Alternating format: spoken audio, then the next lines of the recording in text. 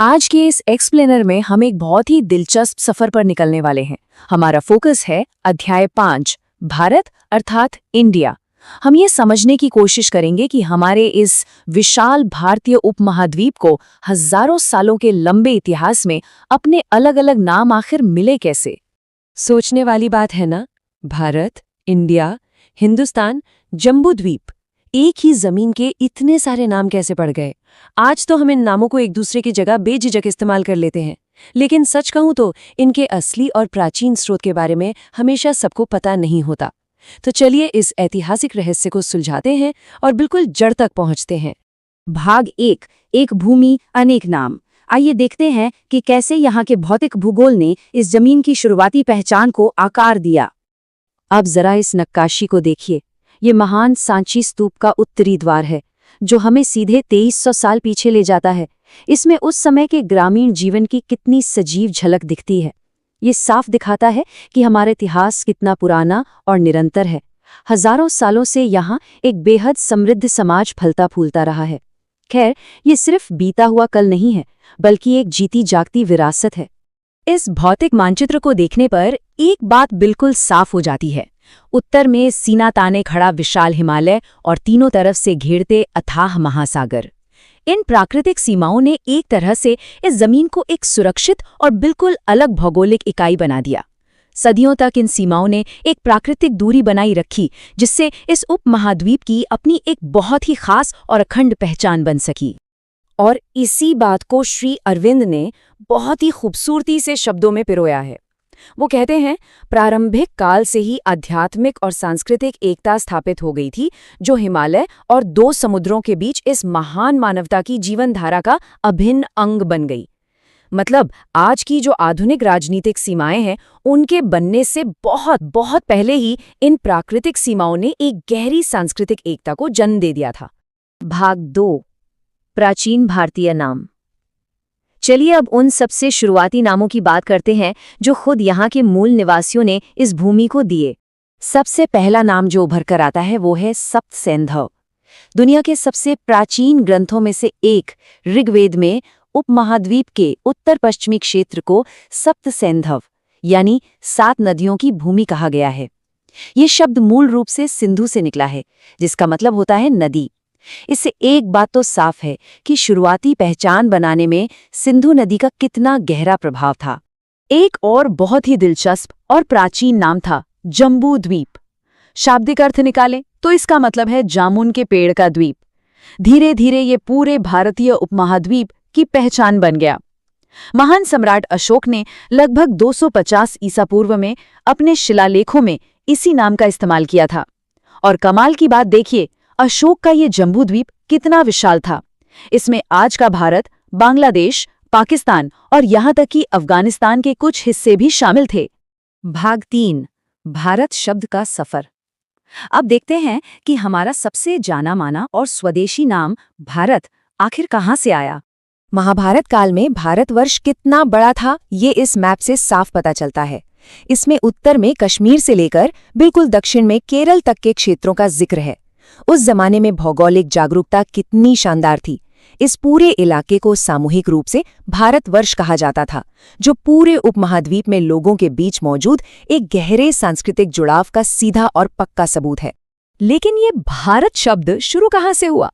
दिलचस्प बात यह है कि ऋग्वेद में भारत किसी जगह का नहीं, बल्कि लोगों के खास वैदिक समूह का नाम था। बाद के साहित्यों में इसे महान राजाओं के शौर्य को दिखाने के लिए एक उपाधि या टाइटल की तरह इस्तेमाल किया जाने लगा। और फिर समय के साथ साथ धीरे धीरे इसने एक भौगोलिक पहचान ले ली, भारतवर्ष, जिसका सीधा सा अर्थ है भारत का देश। विष्णु पुराण का ये श्लोक देखिए, कितना सटीक है। इसमें साफ लिखा है, वह देश जो समुद्र के उत्तर में और बर्फीले पहाड़ों के दक्षिण में है, उसे भारत कहते हैं। और सबसे हैरत की बात तो ये है कि करीब 2000 साल पुरानी प्राचीन तमिल कविताओं में भी इस जमीन को बताने के लिए बिल्कुल इन्हीं सीमाओं का जिक्र मिलता है। सोचिए, भाषाएं अलग, ग्रंथ अलग, लेकिन देश की परिभाषा बिल्कुल एक। भाग 4, विदेशियों की नज़र से।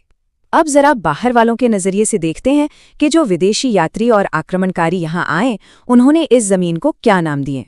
भाषाई बदलाव का ये सफर बहुत ही मजेदार है। देखिए, मूल संस्कृत नाम था सिंधु, लेकिन 6ठी शताब्दी ईसा पूर्व में फारसियों को स बोलने में थोड़ी दिक्कत होती थी, तो उन्होंने उच्चारण की वजह से स की जगह ह बोलना शुरू कर दिया और ये बन गया हिंदू। बाद में प्राचीन यूनानी आए, उन्होंने ह को भी हटा दिया और अपनी वर्णमाला के हिसाब से इसे बना दिया इंडोई या इंडिके। तो कुल मिलाकर उच्चारण के इस छोटे से हेरफेर ने सिंधु को उस इंडिया में बदल दिया जिसे आज पूरी दुनिया जानती है। हिंदुस्तान शब्द के पीछे की कहानी भी कम रोचक नहीं है। 1800 साल से भी पहले प्राचीन फारसी शिलालेखों में हिंदुस्तान शब्द का इस्तेमाल हुआ था, लेकिन ध्यान देने वाली बात यह है कि प्राचीन फारसी में ये सिर्फ और सिर्फ एक भौगोलिक शब्द था। इसका मतलब था सिंधु नदी के पार की जमीन। उस वक्त इसका किसी भी धर्म से कोई लेना देना नहीं था, ये महज एक भौगोलिक पहचान थी। वहीं दूसरी ओर चीनी विद्वानों का नजरिया बहुत ही सम्मानजनक था। 7वीं सदी में जब चीनी यात्री वेन सांग यहाँ आए, तो चीनियों ने सिंधु शब्द को अपनी जबान में ढालकर यिंतु या यिंदु बना दिया। इसके अलावा उन्होंने इस जगह को तियांजु भी कहा, जिसका मतलब होता है स्वर्गीय स्वामी।